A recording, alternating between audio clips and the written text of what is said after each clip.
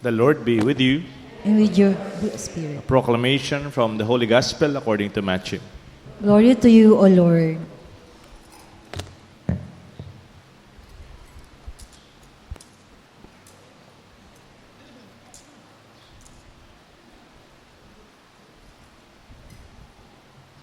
On that day, Jesus went out of the house and sat down by the sea. Such large crowds gathered around him that he got into a boat and sat down, and the whole crowd stood along the shore. And he spoke to them at length in parable, saying, A sower went out to sow, and as he sowed, some seed fell on the path, and the birds came and ate it up. Some fell on rocky ground, where it had little soil. It sprang up, and at once, because the soil was not deep, and when the sun rose, it was scorched, and it withered for lack of roots. Some seed fell along thorns, and the thorns grew up and choked it. But some fell on rich ground and produced fruit, 100 or 60 or 30-fold. Whoever has ears ought to hear. My dear brothers and sisters, my dear friends, the good news of our salvation. Praise to you, Lord Jesus Christ.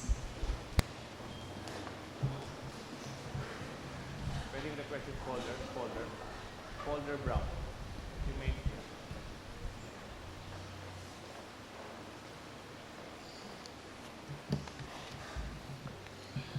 In the name of the Father, the Son, the Holy Spirit. Good morning po. Pwedeng paki-check kung dala-dala niyo yung cellphone niyo. Dala niyo? Hindi? Kung nandyan, paki-quiet lang. Pero karamihan ng mga cellphone, ang tawag po sa mga cellphone, mobile. Tama? Tama? Mobile. Gusto sabihin ng mobile, kahit saan, dala-dala mo. Kaya nga mobile. At hindi lang po cellphone. Yung mga computer, dating mga computer ang lalaki, no? Nung bata ako, pinagyayabang ng tatay ko yung computer nila doon sa opisina nila, ang lalaki, no? Parang malaki cabinet, yung mga, ngayon, dala-dala na lang natin yung laptop. Hindi na lang laptop, tablets na lang. Kumisan yung powerful mobile, ang nagagawa noon, nagagawa na rin ng maliit. Everything is to go. Di ba? Kahit sa restaurant, pag kumakain ka, to go. Pwede mong kainin along the way. Drive-thru. Mabilis na lang. Kung sigurong meron tayong itatawag sa ating lifestyle ngayon, ang tawag natin, mobile lifestyle. It is always on the move. It is always on the go. Para bang medyo nakakaya ng konti kung hindi ka masyadong busy? Para bang hindi ka masyadong importanteng tao kung hindi ka maraming lakad o wala ka masyadong ginagawa o hindi ka masyadong lumalabas. Para bang ang ating pagtingin sa sarili natin ngayon, the more you move around, the more you are on the go, the more mobile you are, the more successful and happy you may be. Let us think again. Mag-isip-isip po tayo. Totoo ba yun? The more you move, the more you go, the more you are mobile, the more you are successful. Siguro, busy o maraming ginagawa. Pero sometimes, when you always move around, it takes so hard to find our roots. Yung tinatawag nating rootedness. Yung gusto ko sanang maging title ng ating sharing ngayon, rootedness. Yung to take root when we see that our life, like trees, like plants, like seeds, they have to take root.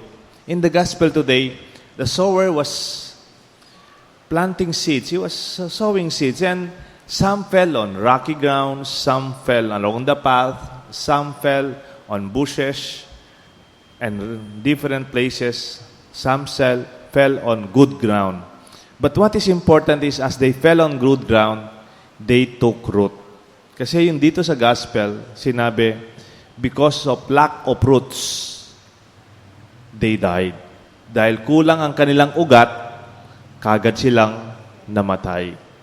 You may be in good soil, but what is also good when you are in good soil is you take root. Maraming tao ngayon, mobile. Hindi lang po yung dala-dala lang mobile na cellphone o laptop o yung ating kinakain, mobile na rin. Yung mga sasakyan natin, mobile. Madaming nagsisimba yata dito. Sabi na kasi ang daming sasakyan. Meron akong kaibigan na may restaurant. Uy, dami nyo pong nakikita ko po yung restaurant nyo. Parating maraming sasakyan sa rap. Siguro po, marami kayong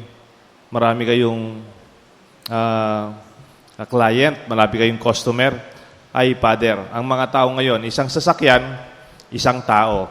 Kung nakita kang 10 sasakyan, puno yung parking ko, 10 tao lang yon. Kumisan isang lamesa lang. No? Kasi mga tao ngayon, no? Pinakaunang inisip ng tao, pag nakabili ng sasakyan, yun, I'm already free. But that is good to make ourselves mobile, to be on the move, to be on the go. But it is another way also to see that we also have to take root. Parang mahirap na topic ito. Yung rootedness. Yung when you just settle in one place. Hindi lang po yan, hindi lang sa mga ginagamit natin. Even sa kabuhayan natin. Marami sa atin, marami sa mga anak ninyo, apo ninyo, nasa abroad, di ba? Nung bata ako, pag nag-abroad ka, usually, pag nag-abroad ka noon, Amerika, o kaya Saudi. Ngayon, name the country. We have a representative.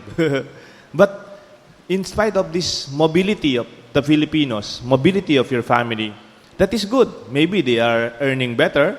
That is greener pastures. Mas maganda siguro yung trabahong makukuha nila sa kanila at sa kinabukasan ng mga anak nila. And there's nothing bad about that.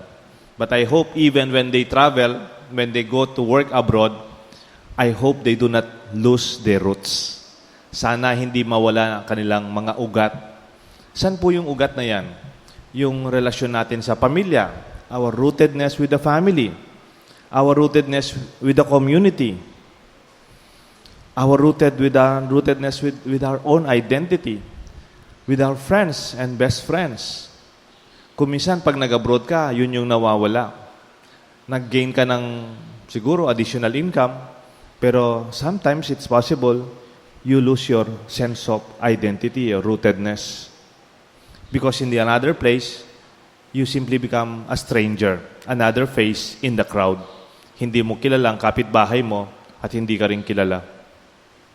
And that is something na hindi mo matawaran. Those things that we celebrate in our sense of rootedness of our life. Minsan may nagpa-bless sa akin. Kaklase ko po. Yung kaklase ko, nasa London na po sila ngayon. Kaya lang po, yung asawa niya, nurse. So, malilit po yung mga anak niya, 3.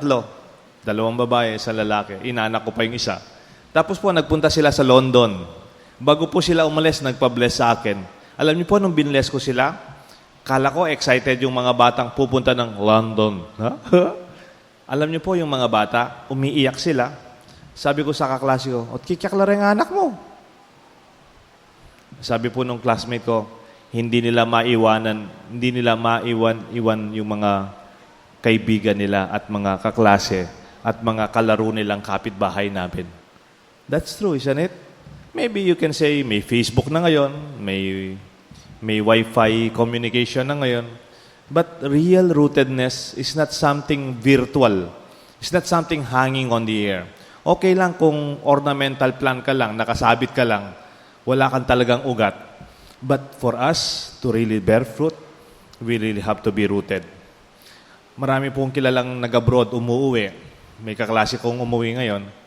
Meron akong kaibigan na umuwi rin. Ang anak nila umuwi na, ginibap niya yung trabaho simply because they realize that there is also value in being rooted with our family. Maybe yun hindi po matatawaran ng pera. To be with.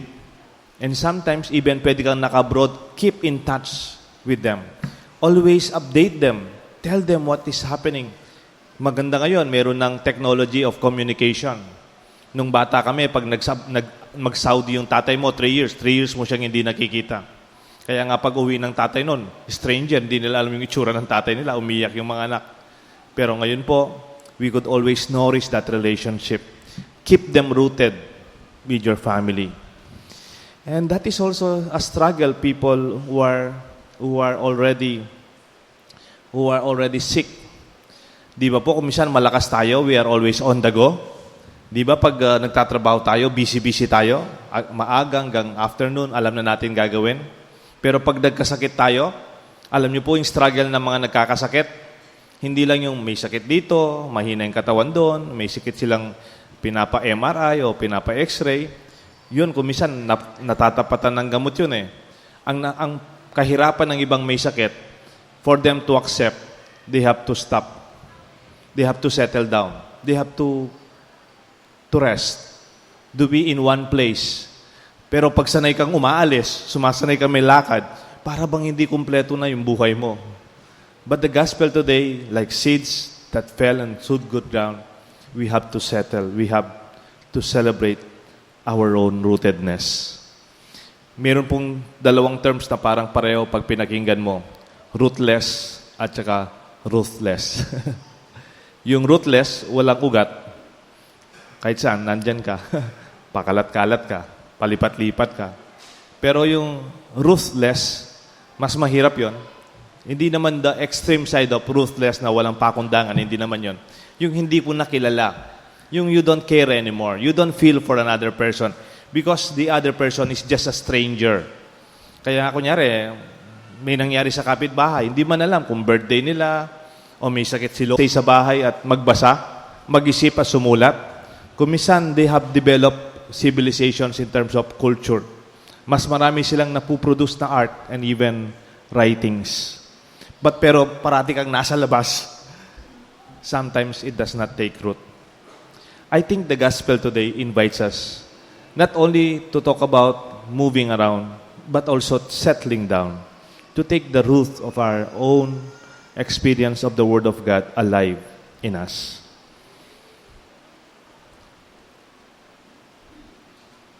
I pray also for those who are traveling always. Go, continue, but make sure you are deeply rooted with your faith, with your relationship with your family, and with your community. And minsan po may may mag-asawang matanda. Siguro more than 70 years old na sila. Almost 80 years old na. Matanda na po, pero malakas pa. Ang pwesto po nila ng bahay, malapit sa palengke. Dahil malapit sila sa palengke, yung ilalim ng bahay nila, tindahan. Yung sa taas, bahay. Doon po lumaki ang kanilang pamilya. Doon sila nagumpisa. Ang activity po ng matanda at saka ang pamilya, early morning, alas 5, alas 5:30, piprepare na yung tindahan, tapos maglalakad na sa simbahan. Tapos po, mamamalengke. Hello sa mga kasama nilang nagtitinda. Mamamalengke. Tapos maaga, bubuksan na yung tindahan nila, mag-umpisa na yung buhay nila. Ganun po yung lifestyle nila. Yan. Hanggang nakapaaral yung mga bata, naging successful. Yung panganay nilang anak, maganda naman po yung intention niya at mahal niya ang magulang niya. Nung successful na po siya, sabi niya, Inang, Tatang, matuwa na kayo. Tukunang na kong manindahan Kita na kayong baleko. She is living in a exclusive subdivision in Manila. Malaki po yung bahay nila, malaking malaki. Walang nakitira kasi nagtatrabaho sila, nag-aaral yung mga apo.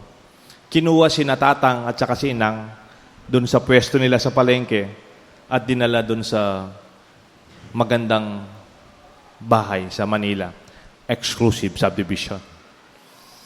Alam niyo po, dahil kilala ko po yung mga apo nila, kaibigan ko po, kinukwento sa akin, ang bilis nag-deteriorate ng health ni nanay at si tatay. Hindi lang po yun. Humina yung katawan nila kasi hindi na sila tipamanik sa kanilang bahay-tindahan. Hindi na sila nakakapaglakad papunta sa simbahan early in the morning kasi kailangan doon para magpunta ka sa simbahan. Kailangan ka nakakotse. Walang tricycle sa loob ng subdivision na yon, village. At hindi po kilala yung mga kapitbahay nila. Hindi sila makakapalengke. Meron nang namamalengke para sa kanila. Nag-deteriorate po yung kanilang health. Hindi lang po yun, yung lalaki, ang bilis. Alam niyo po yung megulyan? Yung parang naging ulyanin sila, yung na-disorient. Alam niyo po yung program mo, di ba pag matanda ka na, alam mo kung paano ka maliligo, alam mo na saan ka pupunta, alam mo yung kahit nakapikit ka, alam mo yung pupuntahan mo. Tapos, ire-reprogram ka, almost 80 years old ka na. Ang analogy ko po doon, yung, alam niyo po yung matandang mangga, tapos ipupull out mo, tapos itatanim mo sa ibang lugar. It will take time for that, or it might not be even possible for that old tree to recover. Kunyari, inaprut mo yung bayabas o inaprut mo yung santol na matanda na at linipat mo sa ibang lugar, maybe it's a better place. But if the roots are not really strongly rooted in that place, it will really be difficult for us. Let us respect our capacity to just to settle down. There is nothing wrong when we are not as busy as other people. Pag nag-retire na tayo, pag nagkasakit na tayo, there's nothing wrong. The soul celebrates when the body settles down. The spirit, the human spirit, celebrates when you have time to rest, when you have the time to think, and even to settle down. Then the roots of the Word of God can really bear fruit. Hindi po kasi pwedeng magkabunga kung walang ugat. Huwag po nating pag-usapan yung mabungang buhay kung in the first place, walang ugat.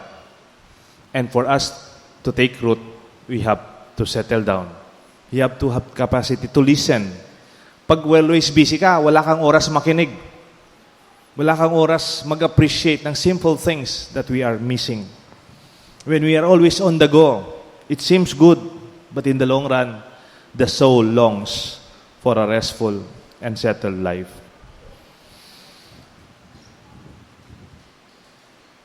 When we say fruitfulness, like in the gospel, the fruitfulness is not something as economic fruitfulness. Kasi po yung gospel, hindi naman po economic book eh. Yung fruitful, Father, I'm very fruitful. Ang laki ng bahay ko ngayon. 3 na yung sasakyan ko.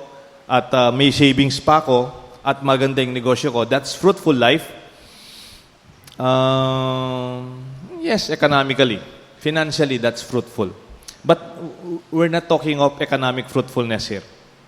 We're talking about spiritual fruitfulness. A fruitfulness that is not about material things. You have a lot of cars and a big house and successful business, but deep inside us, we're very disturbed. Madami tayong problema, hindi tayo nakakatulog, hindi na tayo nag-smile, hindi na tayo nagpapahinga, hindi ka na ma-reach kasi parati kang wala. Wala ka ng time sa apo mo, graduation ng apo mo, wala ka. Birthday ng mami mo, wala ka. We're missing the whole point. Alam niyo po kung anong gusto sabihin ng fruitfulness sa Bible? Kamukha lang ng halaman. Magtatanong po ako sa inyo, Pag nagkabunga yung mangga, sino yung nakikinabang sa bunga ng mangga? Kunyari, mangga ako. Marami akong bunga. Sinong makikinabang sa bunga ko? Ako? Iba, hindi ako. Wala namang manggang nagbunga tapos ang mangga yung kumain. Hindi. Hindi para sa kanya yung bunga niya. Di ba? Kunyari, santol. Madami kong bunga, santol. Bangkok, santol. Yan. Tamis-tamis. Sino yung makikinabang sa bunga ng santol? Ang santol? Hindi. Yung iba. Yung dumadaan, kapitbahay, yung pamilya, yung community. Halimbawa, I am guava. Guava. Malaking guava. Yung malalaking guava nga, guapol. Nagkabunga ko. Sino yung makikinabang ng bunga? The guava? No. Yung mga tao. It's something that a fruitful life is not what I get and then what I eat. Ako yung nakakuha, ako yung bunga, tapos ako rin yung nakinabang. That is economic success. But spiritual Christian success of fruitfulness, when we bear fruit and others are able to gain with grace. This is the Word of God rooted in our life when we can settle and we can celebrate even the simplicity of our daily life. Let this be our celebration. Let this be our intention and our prayer for one another. Kung meron po kayong kapamilya, mahal sa buhay na nagtatrabaho sa ibang lugar, let us keep in touch with them and let us keep them rooted in our love, in our relationship, in our community. We also pray for them. May God bless us all, the Father, the Son, and the Holy Spirit. Amen.